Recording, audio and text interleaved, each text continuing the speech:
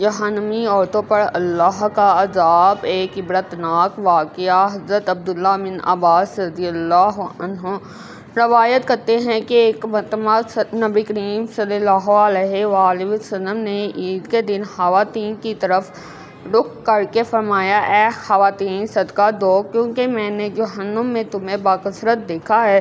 خواتین نے عرض کیا، یا رسول اللہ صلی اللہ علیہ وسلم ایسا کیوں ہے؟ آپ صلی اللہ علیہ وسلم نے فرمایا، تم لعنت زیادہ کرتی ہو اور اپنے شوہروں کی ناشکری کرتی ہو۔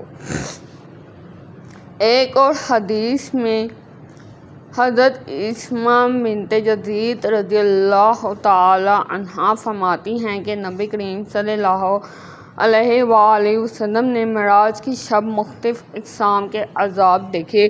آپ صلی اللہ علیہ وسلم نے فرمایا، میں نے جہنم میں عورتوں کو دیکھا جو اپنے گناہوں کی وجہ سے عذاب میں مبتلا تھیں۔ بعض عورتیں اپنے بالوں سے لٹکی ہوئی تھیں، ان کے دماغ ابھر رہے تھے، بعض اپنی زبانوں اور سینوں سے لٹک رہی تھیں کیونکہ وہ اپنی زبان سے دوسروں کو تکلیف پہنچاتی تھیں اور بہتان لگاتی تھیں۔ بعض عورتیں اپنے جسموں کو نوچ رہی تھیں کیونکہ وہ اپنے آپ کو غیر مردوں کے سامنے کھول کر پیش کرتی تھیں۔ یہ تمام عذاب اس بات کا نتیجہ تھے کہ عورتوں نے اللہ کے احکامات کی نافرمانی کی، پردے کا اہتمام نہ کیا، شوہر کی اطاعت نہ کی، زبان سے گناہ کیے اور بدکرداری میں مبتلا ہوئیں۔